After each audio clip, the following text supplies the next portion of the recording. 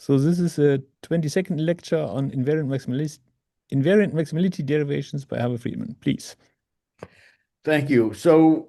Uh, I've been working hard. For the first time, I really ran into things I can't do. I mean, I've always run into P not equal to NP, but I'm not talking about that subject. Uh, I ran into some. I wanted to push as hard as I could to sort of get an idea of the depth that may be needed to do further research, and have run into some things. There's something that I thought I could do.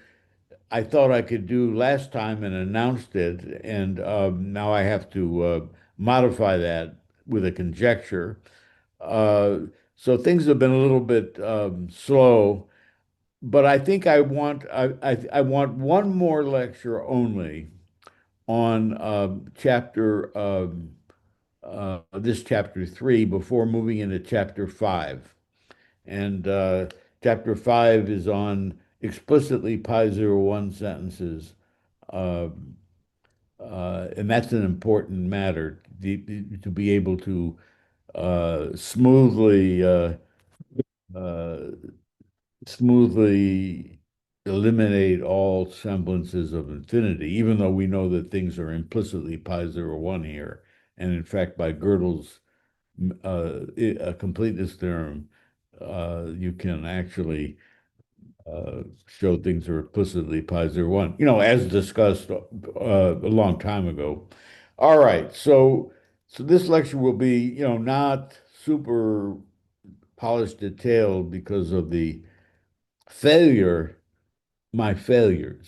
So, but I have something for you. So to review, this is the still constant.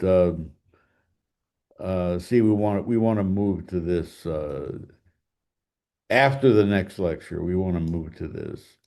So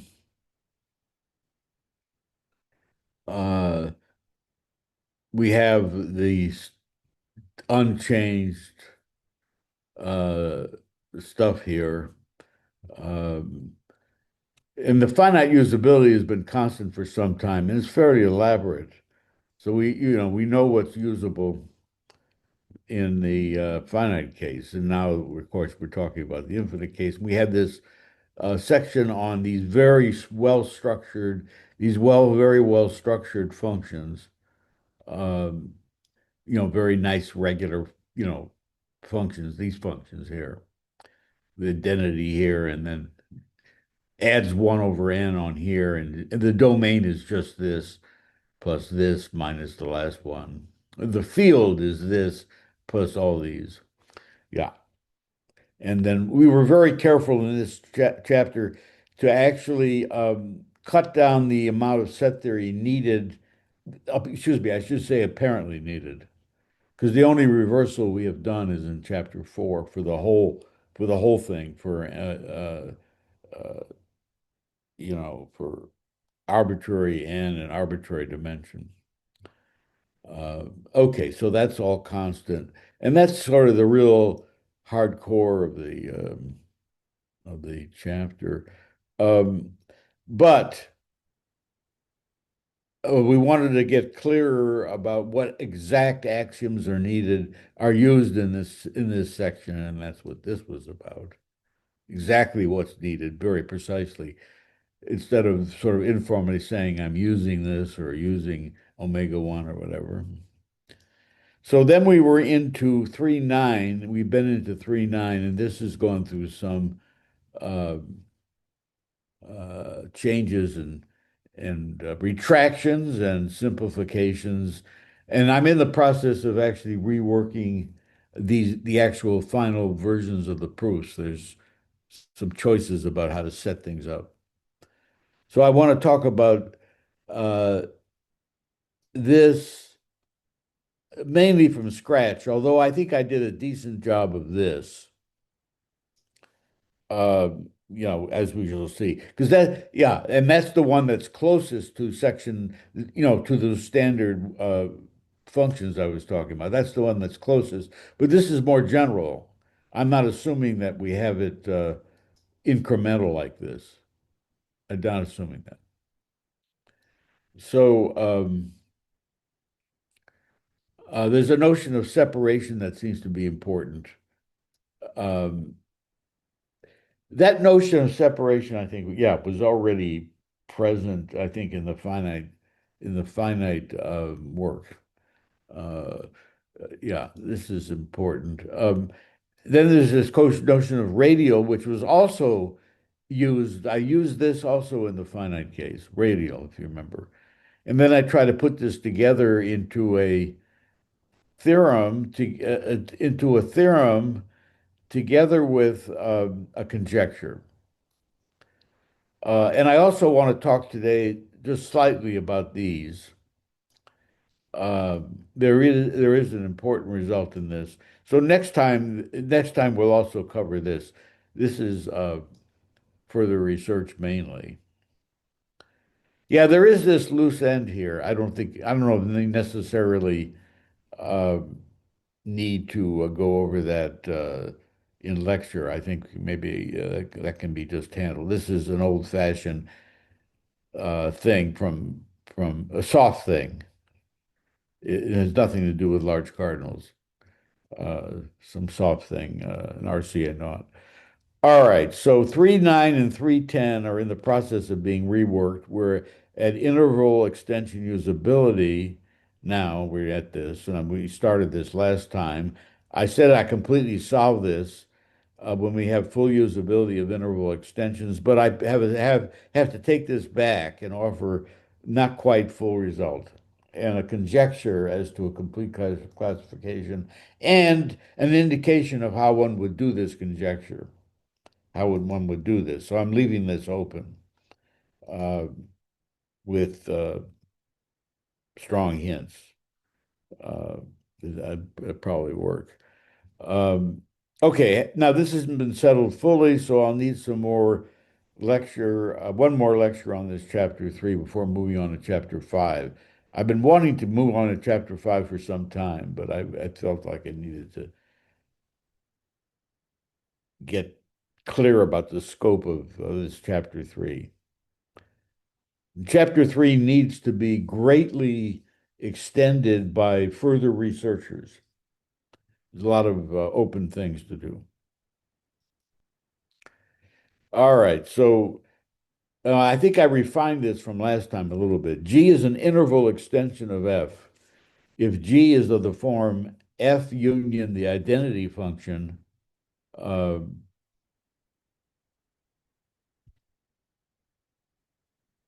F union dot the identity function. Union dot means disjoint union.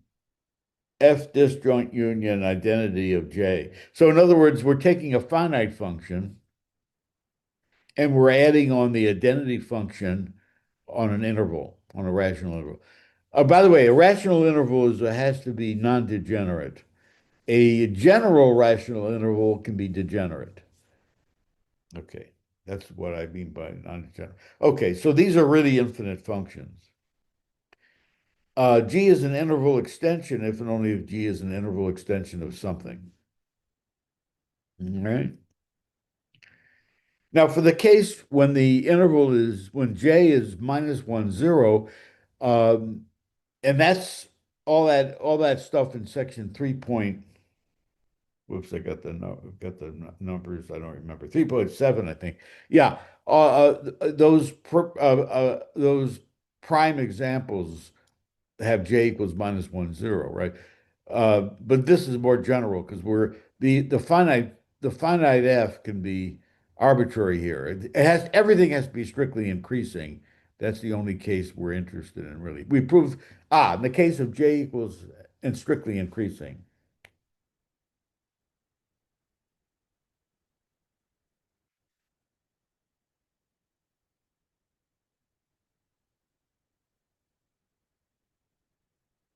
We already proved full usability in the last lecture, and we reversed that.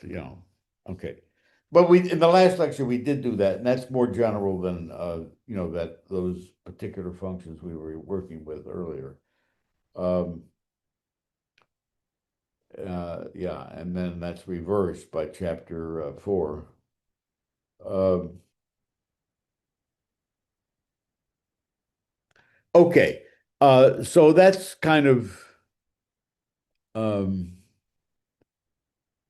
kind of okay from last lecture. Okay, so uh, now another case is split. Uh, a split is two numbers, one smaller than the other, so that the function f as a graph is contained in the union of these squares, right? In other words, this means that the function doesn't jump over the gap. The function doesn't go into the gap. The field isn't in there. And also, furthermore, it can't jump over because it's in the union of these separate squares, all right? That's my favorite definition of split. I used other notions, but this is the best. This is clearly the best notion. All right, I'm reworking a proof that any strictly increasing interval extension with a split is fully usable. Yeah, I don't I have a better I think I have a clearer way to do this, and so I can't give it to you. It ran out of time. But I think I have the better way to write the final proof of this, and that's next time. Next time I'll do some details. In fact, I'm trying to put together something much stronger that any strictly increasing almost identity with a split is fully usable. Almost identity is something I have talked about here lately, but maybe not last time. Almost identities are far more general than interval extensions. By the way, let me back up for a second. What's this strictly increasing? Well, the whole subject of invariant maximality is strictly increasing.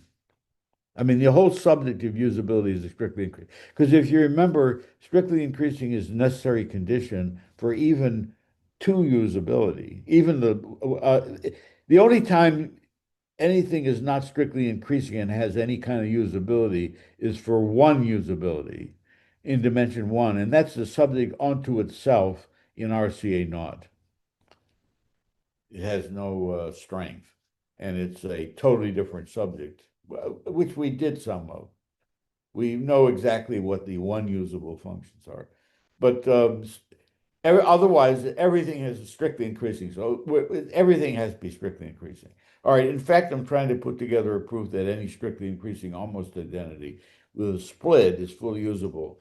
And an almost identity is much more general than a uh, interval extension because you're allowed to extend by finitely many uh, well, you're allowed to extend by any identity function on any set, and in particular on, say, finite unions of almost identities.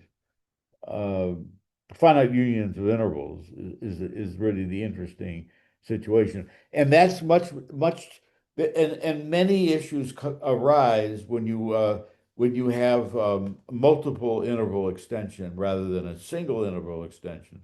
See, we're talking about single interval extensions here. See, um, it disappeared. Single interval extensions. Here, single interval extensions. See, multiple interval extensions are even more important, but they appear to be harder to handle. All right, but I still think, and I'm going to try to put it together that if you have an almost identity that with a split, even almost identity, even if it's nothing to do with intervals, if it has a split, then it's fully usable, which is an important thing that it should be in the book. But characterizing the almost identities that are fully usable is far beyond my understanding. That's that's a whole other can of worms. All right. So now another attack on this is radial, and we use this definition in the finite case. A function is radial if for every p in the domain, f of minus p equals f minus f of p.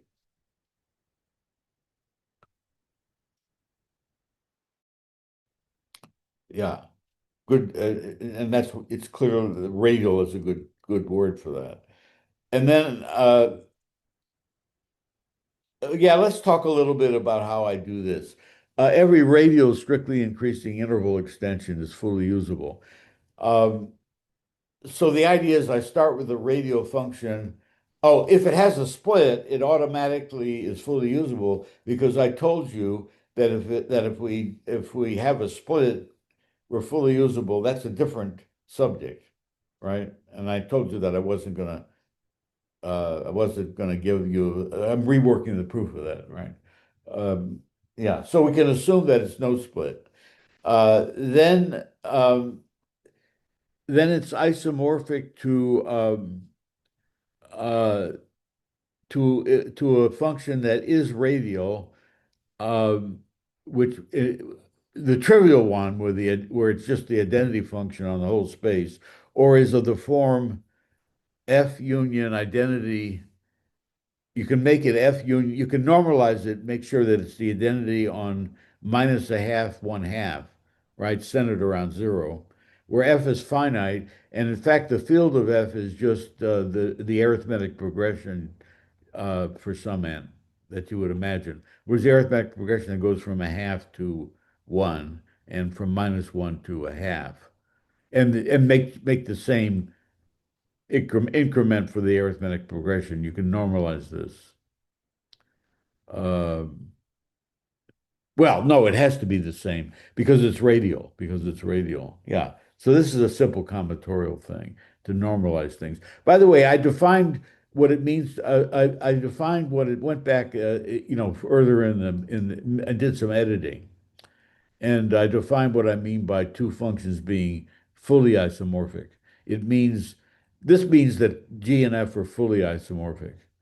See, I don't want to say G and F are isomorphic because their fields might be much smaller, you see. When the fields, I mean, well, I still like to reserve the notion of G and F being isomorphic, where it isn't isomorphic in this sense. This is stronger, obviously. This is a strong notion of isomorphism, the strongest one that makes any sense here. So I'm going to say then G is fully isomorphic.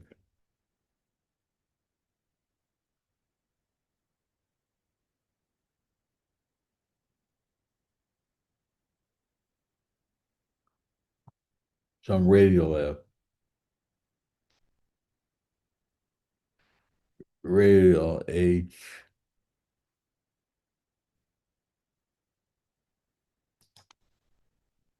where H equals this, or is of the form this. Yeah, just to normalize things. So let's fix such, we don't care about this trivial function. It's obviously usable. It's the most usable function in the whole world. Maybe the empty function is more usable. I don't know. All right, we fix radial H, where F is finite. The field is like that. Um, and we use an effectively given well ordering of Q of order type omega with first element zero. We've done this a lot, this kind of thing.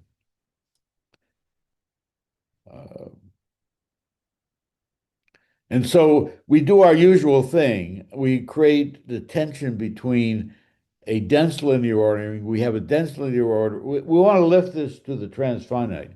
We have a dense linear ordering and a well ordering, right? And we do the greedy construction for the maximality. Do the greedy construction with the well ordering, and we need this for the left right the left right notion. Remember, we're going to eventually have to pull this back down into the rationals. Now, I'm not going to do everything here, but I'm just going to make the key definitions. All right, and this is just the linear. So the space we're going to blow this up into is minus kappa cross minus 1, 0. Union kappa cross 0, 1.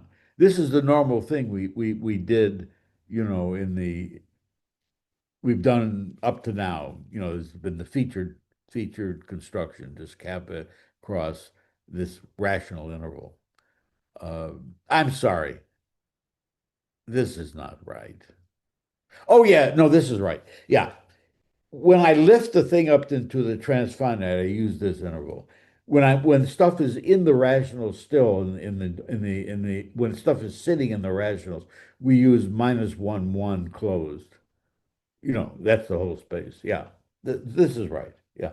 So note that but the key idea here for this radial thing is notice that this has two disjoint components.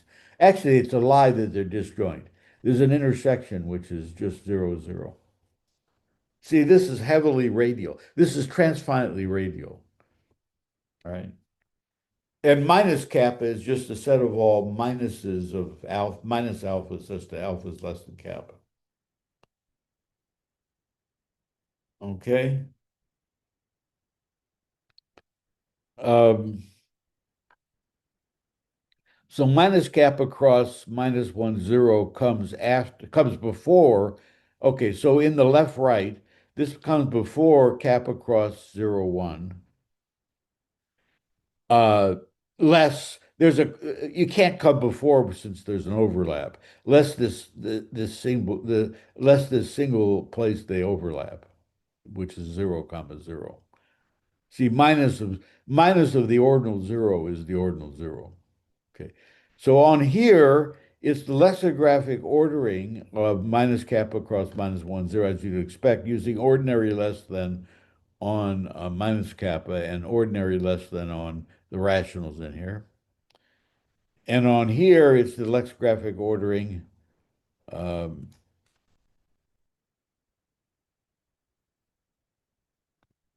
it's the lexicographic ordering using ordinary less than on kappa and ordinary less than on 0, 1. So that's just the left-right picture because we're going to have to push this down into the rationals eventually, and this is dense and nice. Okay, all right. Now this is dense without right endpoints, but so we're going to have to deal with that, and that's going to be easily explained. Um, all right.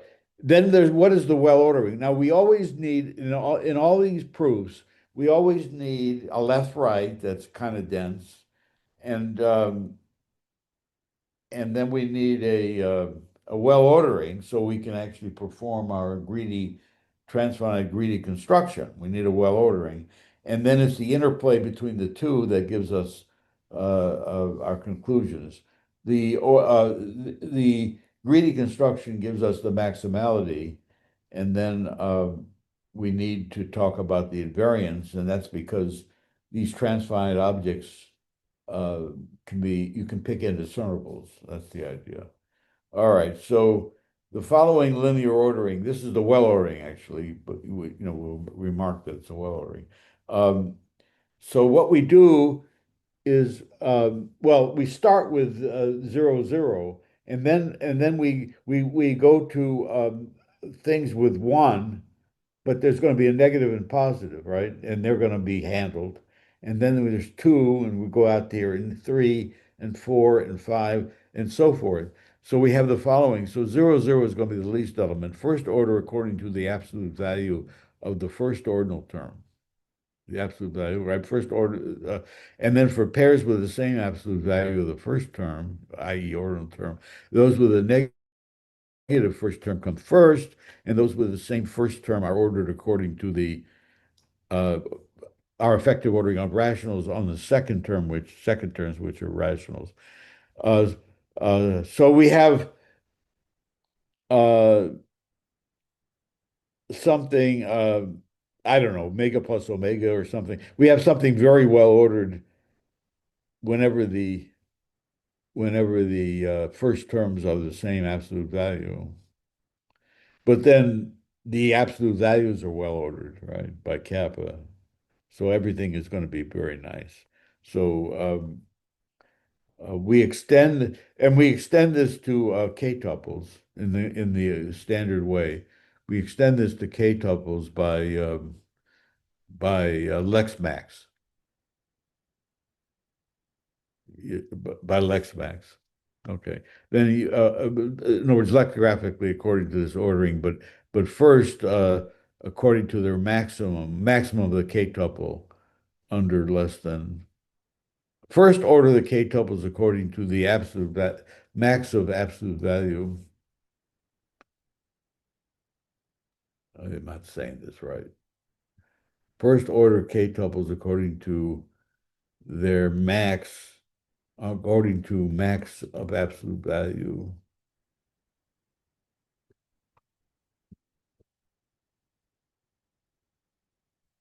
First term.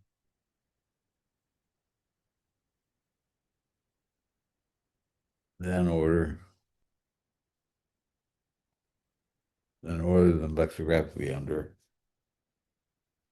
that when they're, yeah, you have to do that. All right, so less than star prime is just to, this is already, I always do this in order to make sure we understand we're on the same page. Less than star prime is the dense linear ordering on there with left endpoint 0. Um, that's not what I mean. That's the other one. Okay, with no endpoints.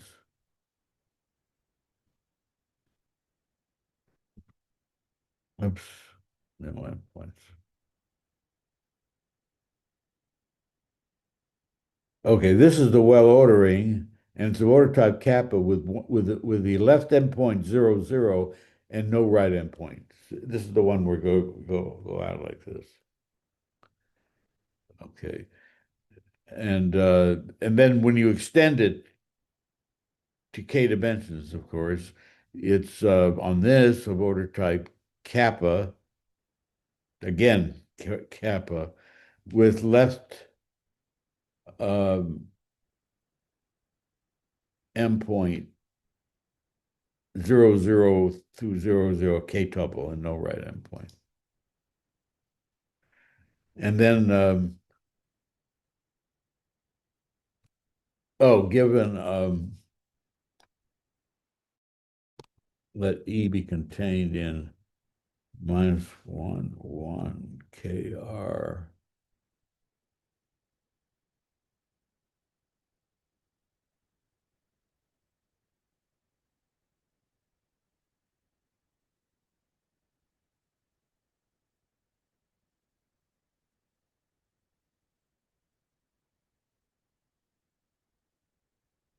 Okay. This is just the canonical lifting. Ah,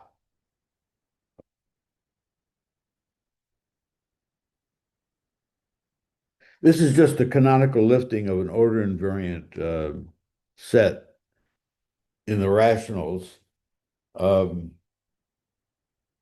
Cartesian power of the rationals, just this canonical lifting to our transfinite setup. So I think this is a nice way to say it.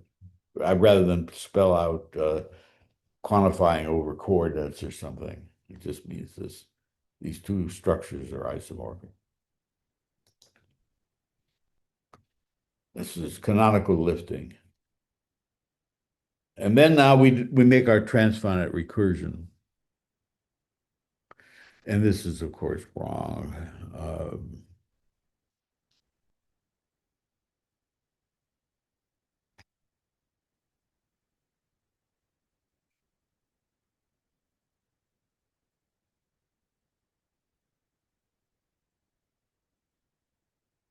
Yes.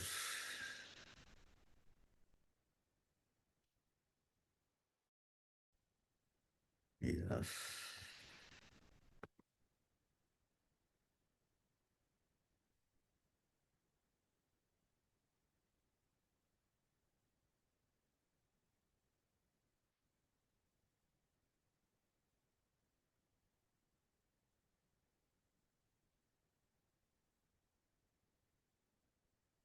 Is defined by transfinite recursion on k tuples.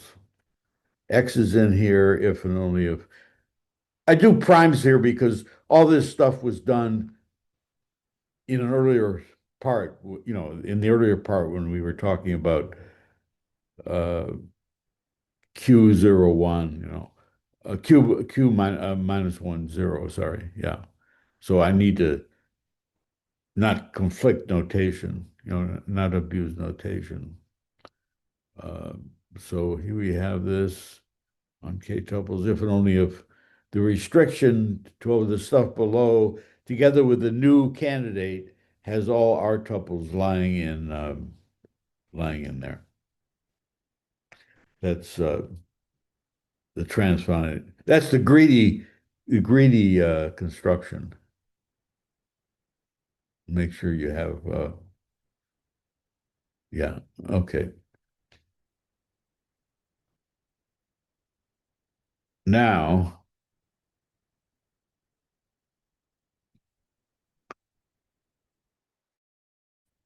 this is just saying that you actually get maximality when you get greed. I mean, greedy is stronger than maximality. That's all, and that's always the case. If you don't screw it up, it's always the case. Take the first place of which, so you got something bigger. Take the first place which has something new in it. You get a contradiction. Usual thing. Yeah, and then I don't say much more about this, but now you take indiscernibles. You take the appropriate indiscernibles, alpha 1, alpha 2, alpha 3, alpha 4, say finitely many. Uh, so you get finitely, now get finitely many indiscernibles for this situation. You see, and then you can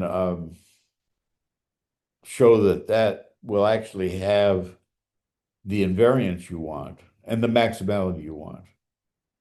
The maximality holds up to certain places also, right? I mean, yeah, I just stated general maximality, but actually maximality up to a place.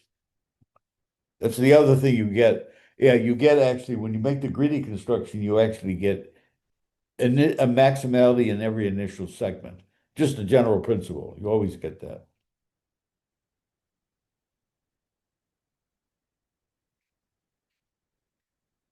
All right. So now I'm prepared to actually state a theorem. Every strictly increasing interval extension G with any of the following properties is fully usable.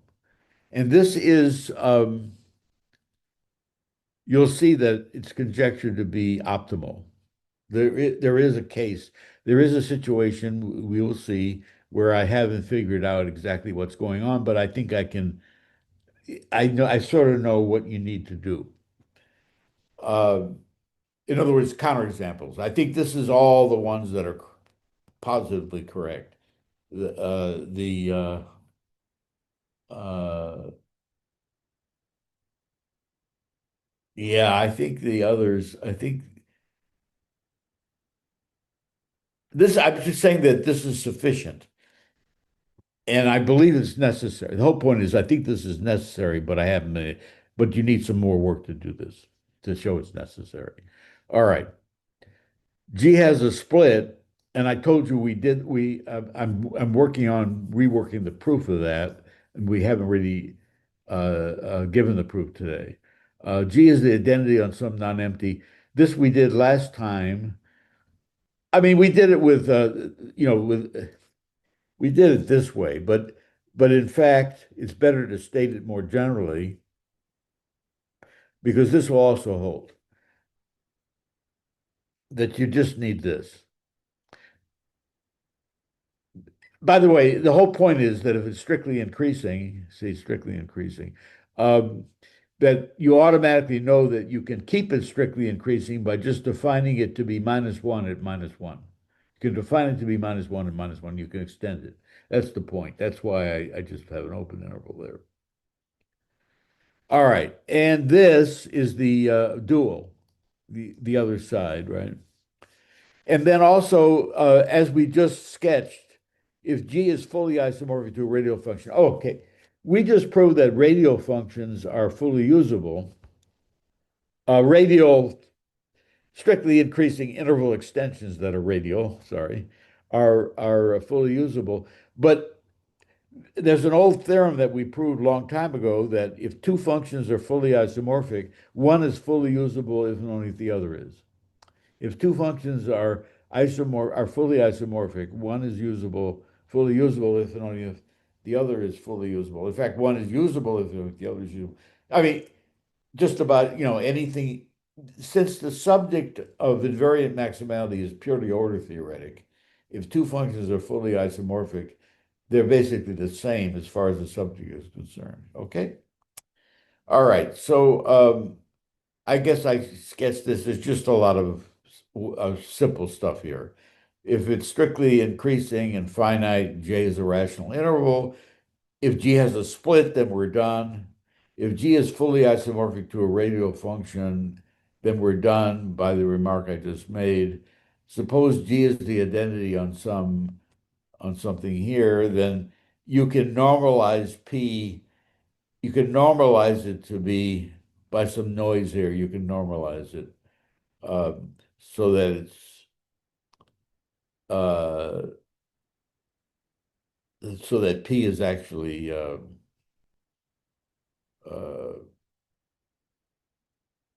zero up by isomorphism. And so we're thrown into another case that we already handled. Okay, so there's some trivialities here. All right. Um, and now here's the conjecture. An interval extension G is fully usable if and only if G is strictly increasing and at least one of the following holds. Okay, we proved necessary, sufficient, sorry. Now, what about necessary? Okay, so basically, this whole thing boils down to uh, where we have something like this. We have the J is in the center. I mean, it doesn't have to be in the center. We don't care about metric here. Um, J is away from the endpoints, -1 and 1, the interval, and the rest of it is points that go, these points go to 1, and these points go to -1. I mean, no, yeah, sorry. These points include 1. It finally meant these points include -1, and you can show that the only remaining cases are when the function to the right of the function to the right of the interval is strictly dominating, and the function uh, to the left of the interval is strictly regressive, or vice versa. Okay, vice versa. That's the only remaining cases. Otherwise, it falls into one of these things we have already done. Okay. I mean, it could be radial from what I said, and which is not radial. Yeah, okay. And which is not isomorphic to a radial function. So what's the issue? For example, the number of points to the right and the number of points to the left have to be the same number. What if they're not the same number? In other words, it goes off like 5 numbers here to 1 and maybe 6 numbers here to -1. Uh, what I want to do is show that this can't be used. It's not usable, right? I need that. Or even if, they're the same number of numbers on both sides, one of them might, just because this is strictly dominating and this is strictly regressive, that doesn't mean we have radial. You see, one of them might map might skip by 2, you know, like, and the other one might not skip at all. It might be just incremental, whatever. So I'm claiming that they're both sides have to be isomorphic in the right way. In other words, this has to be isomorphic to a radial function. I mean, I'm not claiming it, excuse me, I'm conjecturing that it's necessary. All right, now how would I do such a thing? I tried to play with this. I don't quite see how to do it. I tried to play with this in RCA, not just, I mean, just playing around with elementary constructions, elementary use of the fact that we're looking for an invariant maximal set.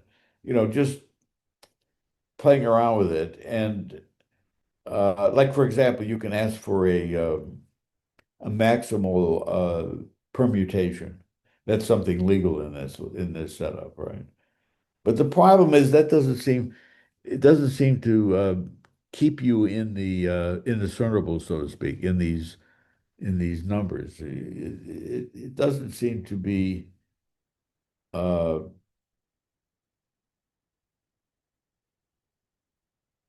yeah, it doesn't seem to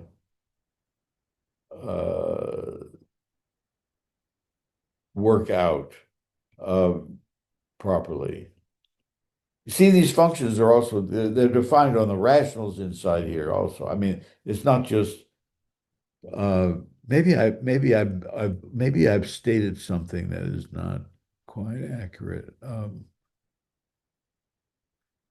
Where was this stuff about radial? Let me see for a second.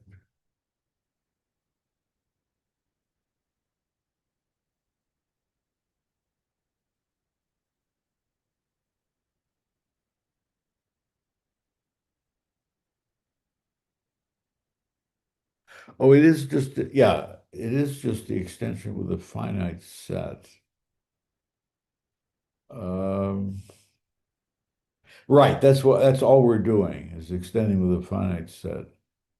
Yeah, you know something? Now that I think about this, I was looking at a harder problem. You know something? I think I have an excellent shot now that I realized that I was trying to prove something too much stronger. I think I may have an ex. No, no, no, no, no, no, no, no, no, no, no, no. There's only finitely many points here, and so forth. That's fine. But the point is, the invariant maximal set is in the rationals, and doesn't have to adhere to these indiscernibles. Uh, in the right way for me to be able to do this. Okay, so I don't know how to do this. Okay, but I do have the plan. I think I know. So I think what one has to do is go directly and deeply into the reversal. In other words, I'm going to reverse this statement when it's not when it's not isomorphic to a radial function, when it's not radial. I'm going to reverse it, but I'm going to reverse it to 1 = 0, and I'm going to go through I'm going to go through a lot of my reversal, chapter 4. I'm going to have to take a chapter 4 attitude because I have to the right something that looks like a chapter 4 reversal, except that the interval isn't -1, 0, which is what I was reversing, right? The interval isn't -1, 0 where I have an identity. The interval is in here, but I am protected with some new stuff on the left, right? So I'm going to have to prove that I can carry out that reversal, a lot of that reversal in this different kind of function. I can do this. And then, if you remember, I kind of know that the indiscernibles are really, they become well orderings and they have lengths and so forth. Then I want to argue that since these points are really basically ordinals, so to speak, then I know that I know that we have to have it has to be radial if it's going to work, right? It's going to have to be radial because you can't move around uh, these ordinals. They're canonical. In other words, one would have to sort of deeply go into the reversal of chapter 4 and not play simple soft games in the refutations when this is not radial. Now, I decided that this is not something I want to do before the book is over. I want to that's post book.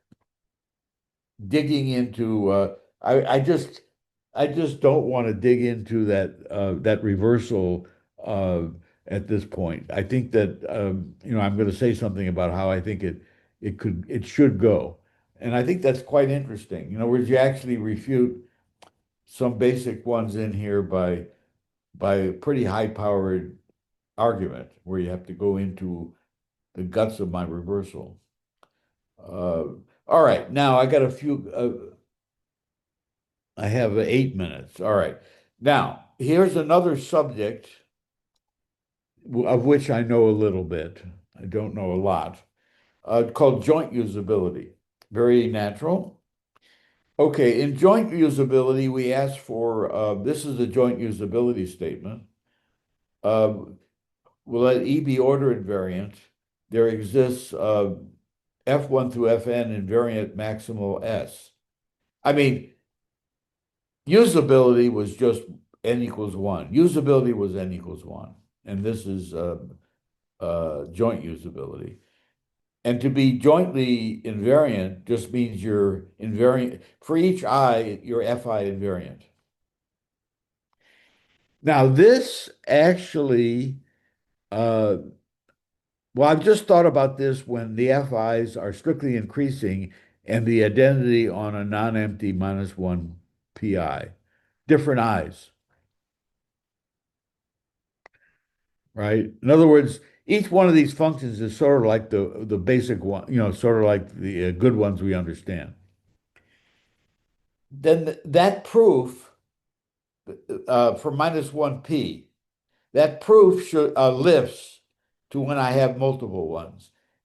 It's the same sort of indiscernibility. You show that it actually works simultaneously. There's no interference between these. You have to argue that you don't have an issue.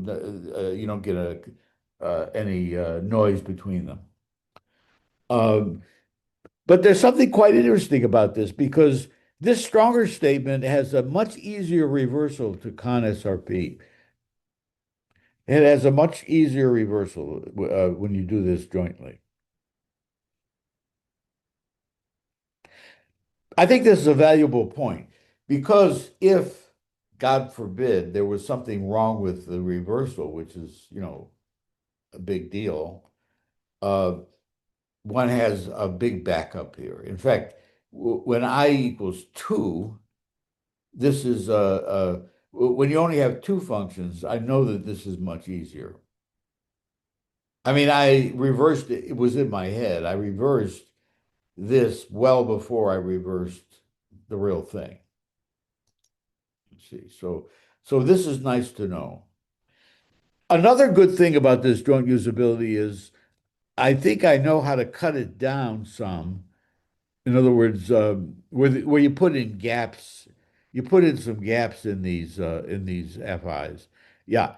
So that the thing is very likely to reverse to the malo hierarchy instead of the SRP hierarchy, the malo card, the n malo cardinal hierarchy. So this kind of idea is important for the second book. Uh, where one is going to get into more reversals. Not more reversals. That's after my retirement. But maybe a little more reversals. Yeah.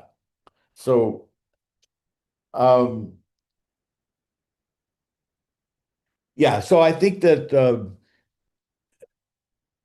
I think these are coming together, and I just want to have one more lecture only on this chapter, and I think I can do that even by Thursday instead of having to go to Friday. And I often run out of time, but I'd like to do Thursday. Uh, I got housekeepers bothering me at 10 a.m. on Friday, next week. So I like to keep Thursday. That's the plan. All right, so that's what this lecture wasn't perfect, but I think maybe you can understand what I'm doing. Thank you.